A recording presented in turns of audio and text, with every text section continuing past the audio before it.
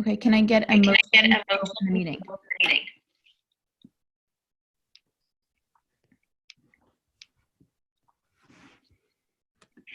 You all have to unmute yourselves.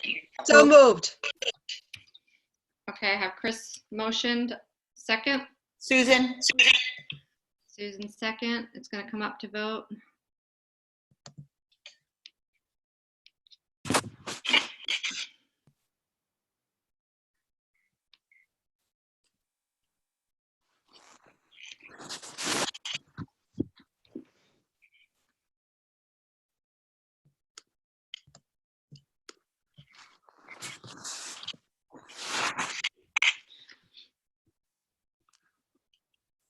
I'm just waiting for Chris. I'm not seeing it on, so I'm gonna refresh again, but I vote yes to open. Okay, thank you. All right, we can move on to the pledge. I pledge allegiance to the flag of the United States of America and to the republic for which it stands, one nation, under God, indivisible, with liberty and justice for all.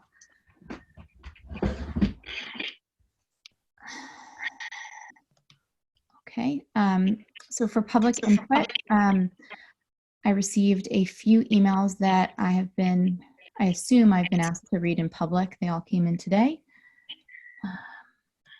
Just trying to open them up.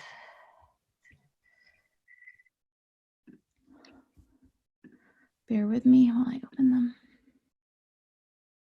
Here we go. The first one is from Elena Loretto. Dear BOE, what are the projected enrollment numbers for 2020 to 2021? In light of the fact that state aid will decrease for the 2020-2021 budget, what new spending proposals have been removed from the early drafts? Thank you, Elena Loretto, President of the Noyak Civic Council. The next one came from Diane Hewitt. Dear BOE, 1. Has the board formed any groups or committees to brainstorm ideas for the future in a prolonged pandemic? Is the board considering alternative plans to reopen schools in the fall? 2. Can the BOE share a succinct plan regarding the remote learning plan and what is required of staff at this time? How many days/week hold class, office hours, etc.? How is the technology of it all working and being worked out? I realize this is difficult and there will be exceptions, but it would be nice to hear what guidelines the district is setting. 3, I am curious how the district handled spring sports and clubs. Were the coaches and club advisors and the like paid full spring stipends? Thank you, Diane Hewitt. The next one is from Elfie Winkle. Will the district expect full revenue from the sending districts and tuition paying individual students? Are these amounts likely collectible and when? I would like an answer to my question in a timely manner. I am a senior on a fixed income, so naturally I need to know what is going on. I am unable to attend regular meetings as I do not drive anymore due to partial blindness in one eye. Thank you in advance for your consideration. The next email is from Chuck Newman. He writes, I would like to still have an answer/comment to my last week's question about the potential superintendent's reaction to the Stella Maris matter and its effect on all other district issues. I then went and found his email from last week, which was, as I understand, you are holding an executive session tonight where, among other, you will probably do some planning as to the hiring of a new superintendent. Please do not forget to shine a light on the Stella Maris affair. Maybe specifically explain to a worthy candidate how you will hang that Stella Maris anchor around his or her neck. Be as descriptive in your presentation as so many of the parents and taxpayers would be when they refer to l'affaire Stella Maris. Please, for the sake of fairness. So those are the public inputs that I received. We will do what we can to get back to many of them. As is our protocol, we tend to not answer public input as it comes in because we want to be thoughtful. But if there are easy ones that we can tackle, I leave it to our superintendent. to answer a few of them. I will say on the Chuck Newman email, I don't see a question. So if he could restate it and ask what kind of answer he's looking for, because it just seems like I don't see a question in the email. So I guess, Jeff, are there any that you feel are appropriate to answer quickly now? If not, we can just punt them to the next time so that we can be more thoughtful. I can answer a few of them. Right now, the enrollment in the district is a total of 939 students, 525 6 through 12, 414 pre-K through 5. And our preliminary projections are that enrollment will remain the same. There's obviously a lot of variables. We could have some additional students move out from the city. We saw a little bit of that post 9/11. We don't know if that's going to be the case moving forward. So that's the answer to the enrollment question. With regard to remote learning, there was a question asked about if there were some minimum requirements set forth for faculty and staff.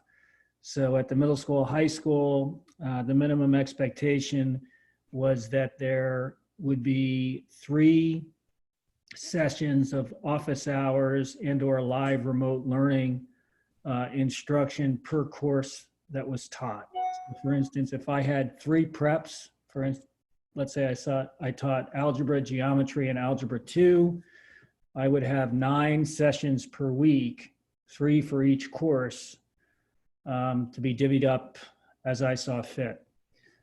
So that's how it works at the middle school, high school. At the elementary school, I believe Mr. Malone is on the line. He set out a pretty detailed schedule, but I'll have him weigh in if he's available. Sure. Good evening, everyone. Mr. Nichols, I'm happy to add a little bit.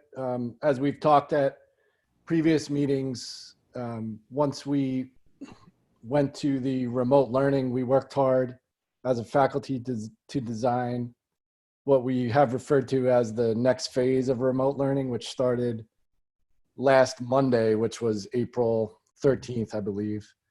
And a big part of that was a schedule that was designed to guide the day for the elementary students.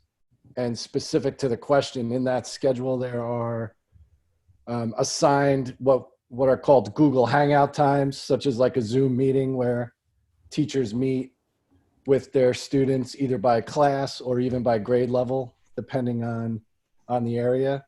And then in addition, every day, the teachers of the faculty have specific office hours, similar to what Mr. Nichols was referring to, where students and/or teachers set up appointments to go over the work, go over the schedule. Teachers lend assistance, even talk to parents during those office hour times as it's appropriate to the remote learning plan. I believe there were two other questions. One was, have we given some thought to what remote learning is going to look like, or what school is going to look like moving forward? And obviously there are a lot of unknowns with regard to that, but as with everything that we've approached thus far, we'll do that in a thoughtful, measured manner. There are some assumptions that we have taken into account in terms of preliminary planning for next year. And those assumptions are that there's going to be some form of social distancing that's required. And what that means with regard to school schedules, we're not sure of yet. It could mean some form of a staggered schedule, whether it's hourly, daily, or weekly, where certain portions of the student population are in school for specific periods of time, and then they alternate with another portion of the population.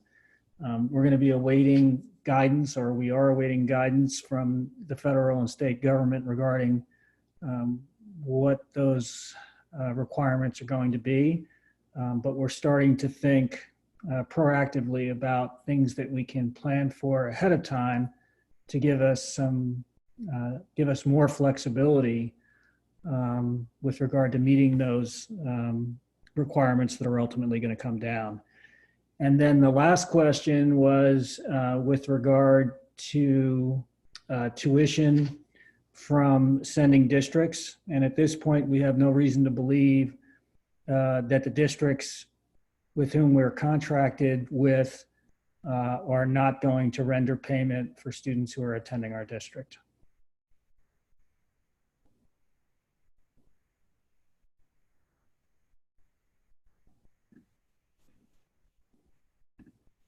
I think the only other one that maybe is easy for you to address right now, Jeff, is spring sports and clubs. Sure.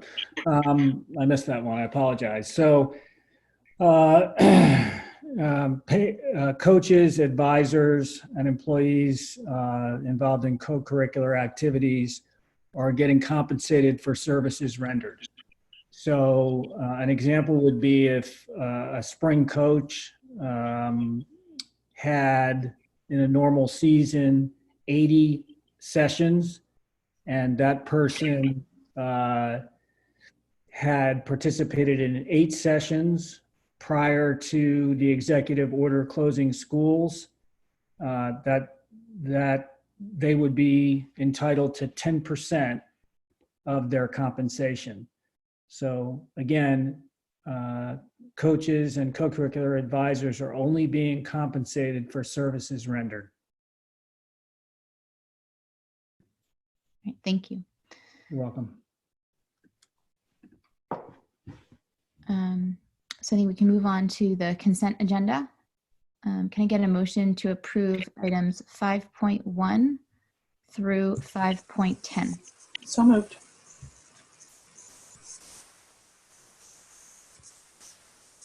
Can I get a second? Susan? Yes. All right, thank you.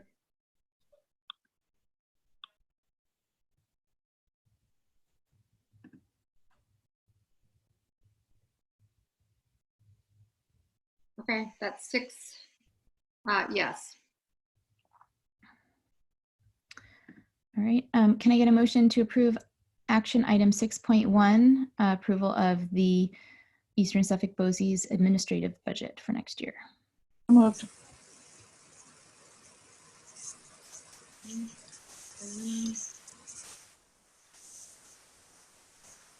Is there a second? I'll second. It's Chris. Thank you.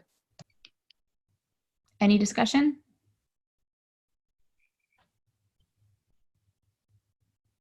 Sounds like there's none.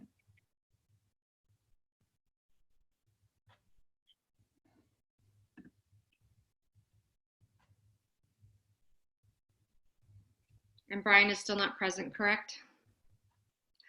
Okay, that's 6-0. 6 yes, thank you. Okay. Can I get a motion to approve action item 6.2 to elect the 5 members for Eastern Suffolk BOCES positions? So moved. Second, Susan. I got Susan as first. Second, Diana. Diana second, thank you.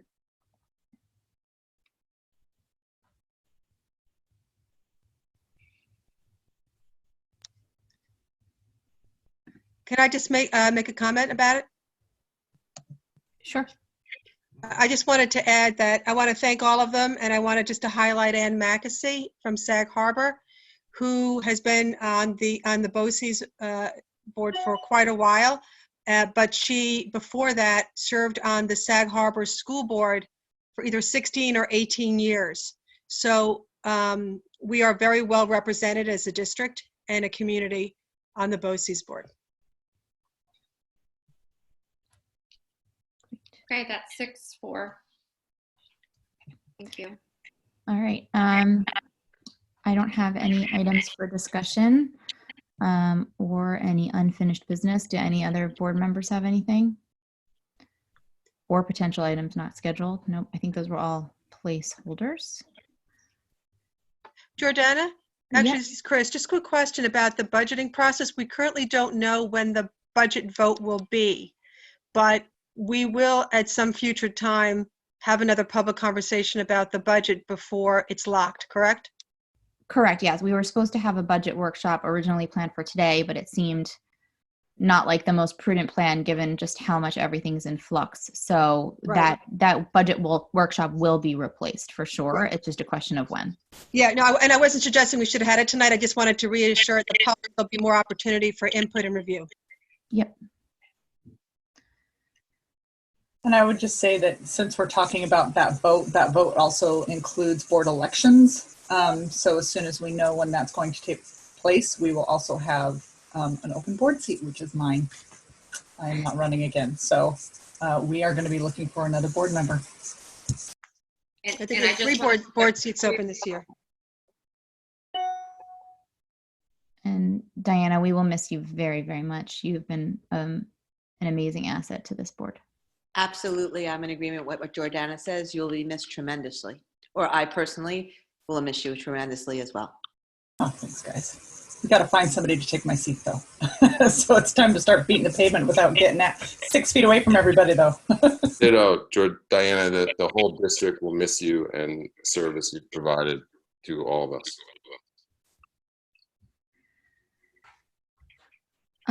So with that, I think as much as we did get through all the topics of executive session, I do think I realized I need more clarity on one topic. So I'd like to reconvene into executive session for the purpose of discussing the employment of a particular person.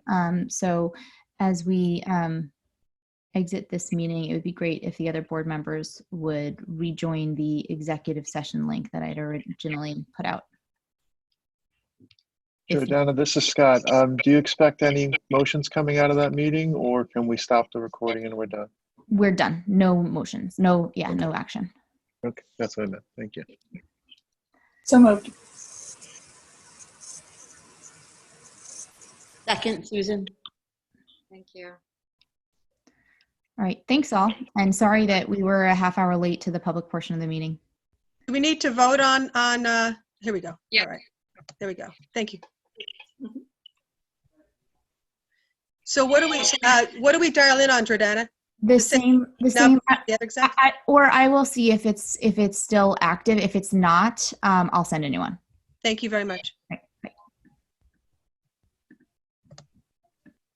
Night.